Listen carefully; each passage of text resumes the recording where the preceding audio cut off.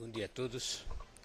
Quero agradecer à Ordem dos Advogados do Brasil, Seção de São Paulo, na pessoa do conselheiro Luiz Ricardo Marcos Martins, pelo convite para estar aqui com os senhores neste primeiro Congresso de Direito Previdenciário. Tomara que seja realmente o primeiro de uma série, que fique sendo, então, parte integrante da agenda do Departamento de Cultura e Eventos, a realização anual de um Congresso de Direito Previdenciário.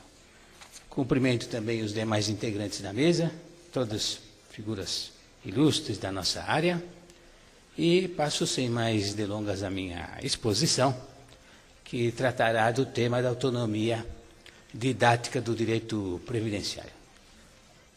Os senhores talvez terão um pouco de dificuldade para entender a minha fala de hoje, porque estou bastante resfriado, então é uma dificuldade de respiração. E é também por isso que eu não vou falar de pé, como é do meu costume. Mas, quando se fala na autonomia de uma disciplina jurídica, o que nós estamos querendo significar com isso? O que significa dizer que uma disciplina jurídica é autônoma? Significa que ela tem peculiaridades, especificidades em diversos dos seus aspectos. O primeiro desses aspectos, naturalmente, uma vez que o direito, o estudo do direito, é principalmente o estudo do direito positivo, então o primeiro traço da autonomia de uma disciplina é quando essa autonomia se apresenta na própria legislação. Isto é, há todo um corpo normativo relacionado com essa disciplina. O segundo aspecto é o da autonomia doutrinária, isto é, quando a doutrina já se pronuncia ordinariamente sobre as questões previdenciárias. O terceiro aspecto, eu vou discorrer um pouco sobre cada um deles, é a da autonomia didática. A autonomia didática significa que na estrutura dos cursos jurídicos é necessário já que haja um momento, uma carga horária específica para estudo do direito previdenciário. Por outro lado, existe a autonomia jurisdicional e, por fim, quinto aspecto, a autonomia científica. Então, é sob esses 5 enfoques que se desenvolve o tema da autonomia de um ramo do direito, especificamente do direito previdenciário. Nós podemos também falar indiferentemente, e isso já é bom os senhores se acostumarem a essa ideia, nós podemos falar indiferentemente em direito previdenciário ou em direito da Seguridade Social. A diferença é que, historicamente, no nosso país, o que prevaleceu sempre como legislação foi a legislação da Previdência Social. A Seguridade é algo recente. Ela aparece na Constituição de 1988. Então, o primeiro livro escrito no Brasil sobre direito previdenciário é de 1976. Os senhores veem que é uma coisa muito recente ainda. Só encontráveis manuais de direito civil de 500 anos atrás. Então, o direito previdenciário é um direito novo. O primeiro livro, chamado justamente Direito Previdenciário, do saudoso professor Sully Alves de Souza, é de 1976. Hoje em dia já existem muitíssimos livros de direito previdenciário e também os livros de direito da Seguridade Social, nas suas diferentes vertentes igualmente. Hoje já se fala no direito sanitário como um desdobramento do direito da Seguridade Social, um direito assistencial como um outro desdobramento do direito da Seguridade Social e assim por diante. Como é que se apresenta, então, o primeiro aspecto da autonomia? A autonomia legislativa. É que o direito previdenciário foi estruturado a partir da Constituição como um corpo legislativo próprio. A estrutura normativa é ditada pela Constituição. Então, nós temos inicialmente, conforme previu o ato das disposições constitucionais transitórias, no artigo 59, uma legislação de organização que define a estrutura do Estado para a Seguridade Social. A legislação orgânica da Seguridade Social, como é tradicional entre nós. Antes desse sistema da Constituição de 88, havia a lei orgânica da Previdência Social, que foi também incumbida de conformar a legislação como um todo. Portanto, uma lei de organização, uma estrutura organizacional para o sistema constitucional da Seguridade Social, que é, como sabem, a Lei 8.212, de julho de 1991. Por outro lado, existe também um plano de custeio veiculado pela mesma lei, que dá, então, as estruturas financeiras nas quais se baseia a Seguridade Social. A Seguridade Social é um programa de prestações, é também chamado um direito prestacional, porque presta algo aos seus beneficiários. Presta saúde, presta previdência, presta assistência social. Portanto, é necessário que tenha um suporte autônomo de financiamento, e isto é definido pela Constituição, artigo 195, e também pelo plano de custeio veiculado pela mesma Lei 8.212. As três sub-áreas da Seguridade Social, saúde, previdência social e assistência social, cada uma delas tem uma lei-chave, uma lei básica, a Lei de Saúde, 8.080, a Lei de Previdência, 8.213, e a Lei de Assistência, 8.742, conformando assim o tripé estrutural da Seguridade Social. Paralelamente, por razões de ordem histórica e também constitucional, há um outro programa de Seguridade Social que tem um corpo normativo separado, que é o programa do seguro-desemprego, este estruturado em um sistema, um subsistema próprio. Então vejam que há todo um corpo normativo específico da Seguridade Social, ao qual se ajunta também a previdência complementar ou privada, estruturada em duas leis complementares, as leis número 108 e 109 de 2001. Então, todo o espectro constitucional da Lei Magna, que vai do artigo 193 ao artigo 203, está hoje já embasado em uma disciplina legislativa infraconstitucional. Evidentemente que a legislação forma um caudal enorme, porque, sendo um direito administrado pelo Estado, isso exige regulamentação. Regulamentação que se expressa através de atos do Poder Executivo, tanto do Presidente da República quanto dos ministros de Estado de cada uma das áreas que compõem a Seguridade Social. Então, me parece que com isso fica demonstrado que o primeiro requisito da autonomia, isto é, a autonomia legislativa, está suficientemente comprovado em nosso direito positivo. Leis próprias que cuidam somente de Seguridade Social.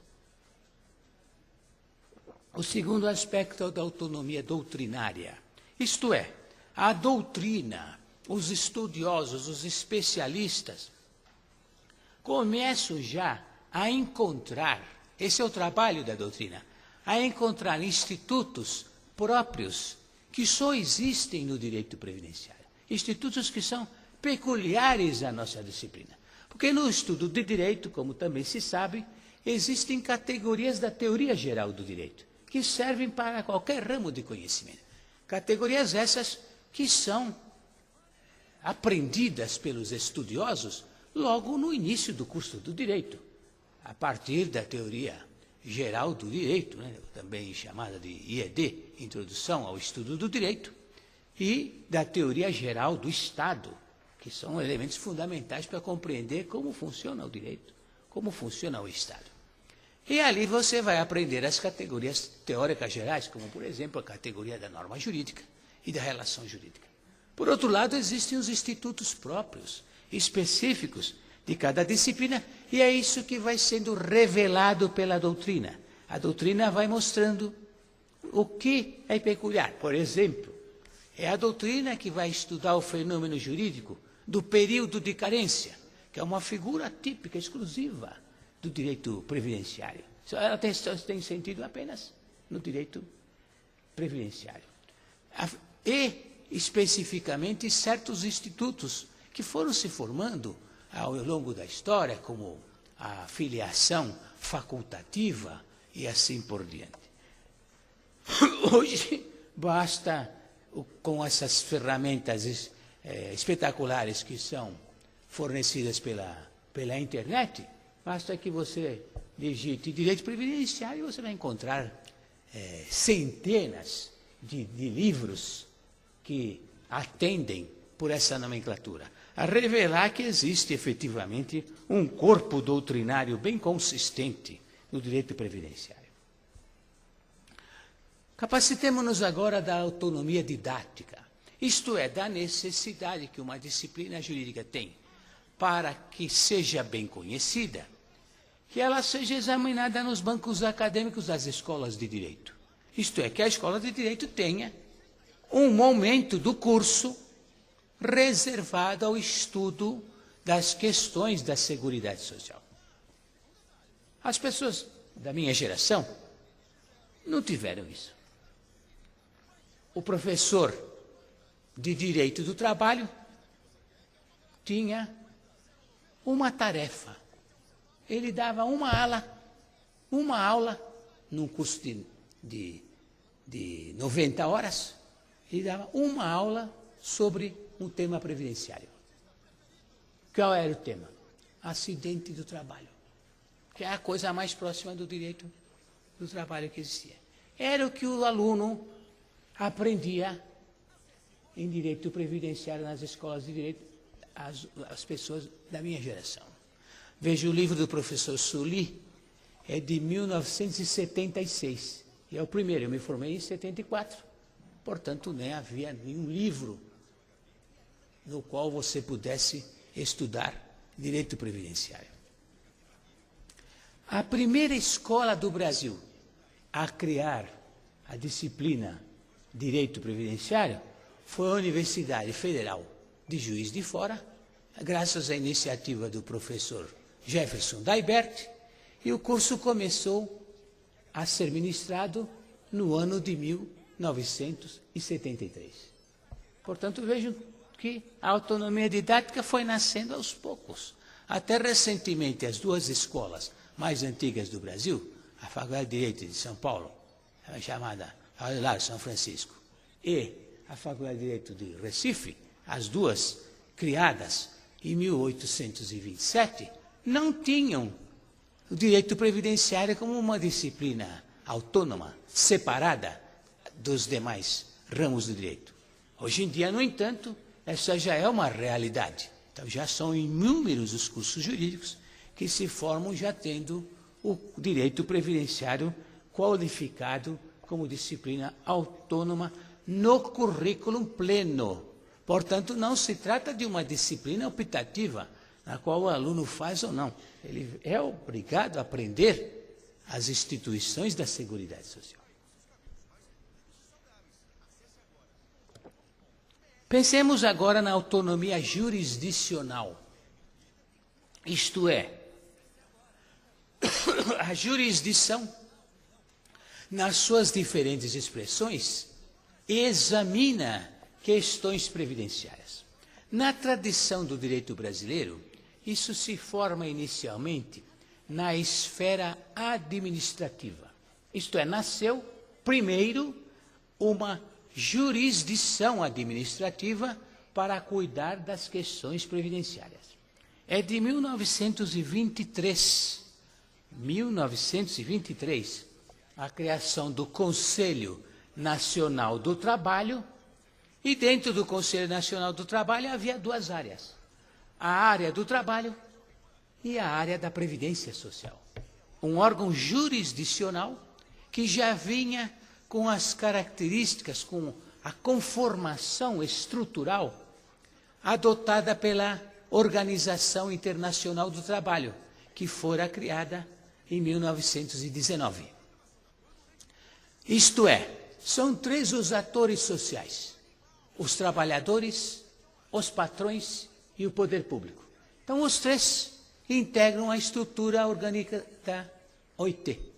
Do mesmo modo, o Conselho Nacional do Trabalho, o primeiro foro jurisdicional administrativo criado no Brasil era composto também paritariamente, representante dos trabalhadores, representantes dos empregadores, dos patrões e representantes dos poderes públicos. Isso revela que a jurisdição administrativa tem tradição em nosso direito no exame das questões previdenciárias. O desdobramento importante, significativo que o Conselho Nacional do Trabalho teve foi quando foi transformada a área do trabalho que aquele conselho administrava em Justiça do Trabalho.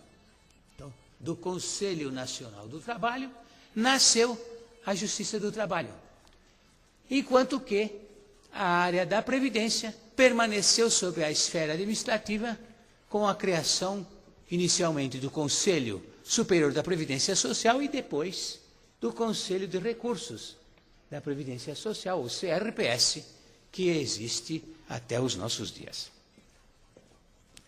De outra parte, isto também é muito importante, a jurisdição administrativa foi pioneira no Brasil, assim como foi pioneira a Justiça do Trabalho, na uniformização jurisprudencial.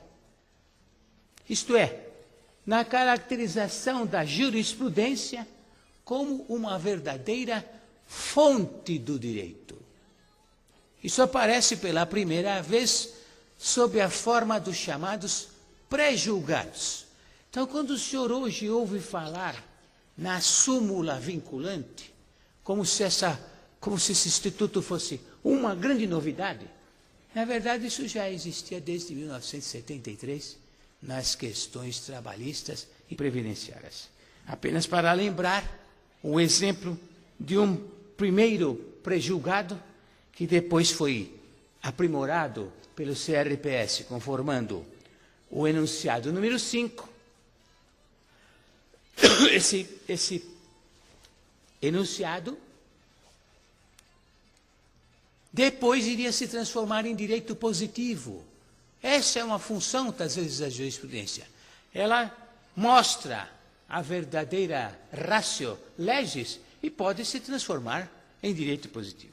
O que dizia o enunciado número 5?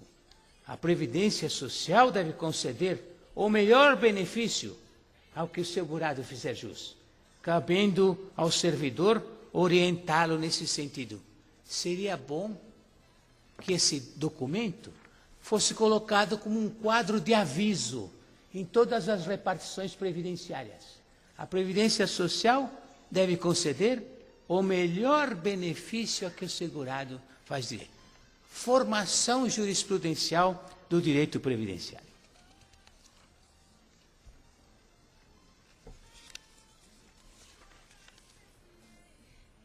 Uma outra fonte igualmente importante, essa, lamentavelmente, foi descartada pela legislação atual. Isso também é um problema.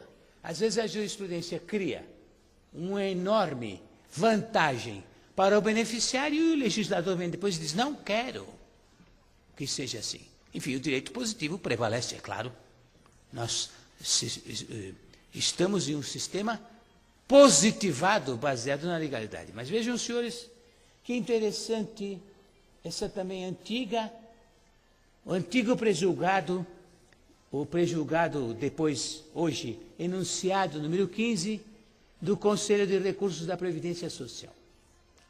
A existência de beneficiário preferencial não impede que o segurado inscreva, para fins meramente declaratórios, pessoa que viva sob sua dependência econômica.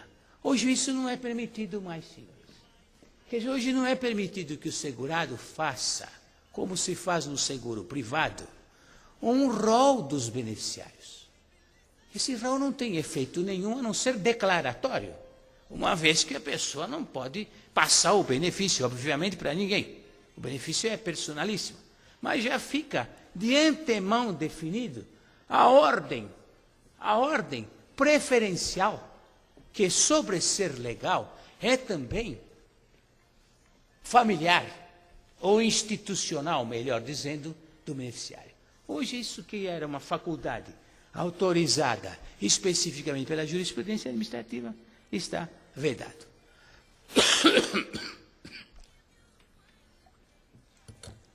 Igualmente, a jurisprudência judicial evoluiu de tal modo que hoje o próprio Supremo Tribunal Federal utiliza nos seus julgados com muita frequência a expressão direito previdenciário, portanto consagrando de fato a autonomia. São centenas e centenas de julgados. Centenas e centenas de julgados que utilizam a expressão direito previdenciário. Seria escusado citar aqui, mas os senhores encontrarão com muita facilidade, tanto do Supremo Tribunal Federal quanto da jurisdição federal e estadual que julga a matéria. Foi de importância histórica extraordinária, o primeiro caso no qual o Supremo Tribunal Federal, conquanto tenha denegado o pedido, portanto não foi uma vitória no beneficiário, ou no caso concreto da beneficiária, mas foi o primeiro caso no qual o Supremo Tribunal Federal admitiu a presença institucional de um amicus curiae no processo previdenciário. Isto é, um terceiro que representa a comunidade como um todo, que é o caso da Confederação Brasileira dos Aposentados e Pensionistas, uma entidade já tradicional e que está lá para fazer, às vezes, de toda a comunidade protegida e não apenas daquele autor ou autora cujo processo vai ser examinado pela Suprema Corte. Na decisão em que admitiu a presença do amicus curiae pela primeira vez na história da jurisprudência brasileira, o eminente ministro Gilmar Mendes, relator do processo, salientou que isso tratava de uma prerrogativa constitucional dos beneficiários. Portanto, algo que mostra a importância que tem no cenário jurisprudencial o direito previdenciário. O outro aspecto é o relativo à autonomia científica. Nós estudamos, os estudantes do direito, nós, portanto, estudantes do direito, nós estudamos um ramo da ciência jurídica. O direito se compõe, o direito é uma ciência, isto é um capítulo da investigação humana, um capítulo do conhecimento humano, isso é que é o direito, enquanto realidade acadêmica, docente, é um método de investigação. Então, para que esse método de investigação ganhe autonomia, é necessário que ele trabalhe com institutos próprios, assim como ocorre na medicina, assim como ocorre na engenharia, enfim, em outros ramos do conhecimento. Há um certo momento em que daquela massa heterogênea de informações vão sendo retiradas unidades de conhecimento. Daí se fala na engenharia civil, na engenharia militar, na engenharia naval e assim por diante. Do mesmo modo, no mundo do direito, a autonomia científica caracteriza um feixe de institutos próprios, que são sempre, evidentemente, institutos normativos. É a norma que configura as realidades normativas que o estudioso deve investigar. Essa autonomia científica é ditada no direito brasileiro pela Constituição, porque é a própria Constituição quem estabelece os valores que norteiam o estudo do direito previdenciário, a começar pelo artigo 1º, que fala do valor social do trabalho. Esse é o valor-chave para a compreensão do estudo. Por que existe a Previdência Social? Existe a Previdência Social para proteger a pessoa de quem trabalha. Porque o trabalho é o valor-chave. O trabalho é o valor social. E a relevância dele é tão grande que surge um corpo normativo para amparar, para dar proteção, para garantir a melhoria da condição social dos trabalhadores. Então, a Constituição traz valores que se aplicam especificamente ao direito previdenciário, caracterizando a sua autonomia. Por outro lado, a Constituição também traz um corpo de princípios, princípios específicos da Seguridade Social, como aparece no elenco do artigo 194, parágrafo único, universalidade da cobertura e do atendimento, uniformidade e equivalência dos benefícios e serviços às populações urbanas e rurais, seletividade e distributividade das prestações, irredutibilidade do valor dos benefícios, enfim, equidade no custeio, gestão democrática e descentralizada, tudo isso qualificado pelo próprio Constituinte como princípio. Isto é, como uma norma de hierarquia eminente a caracterizar a autonomia científica da nossa disciplina.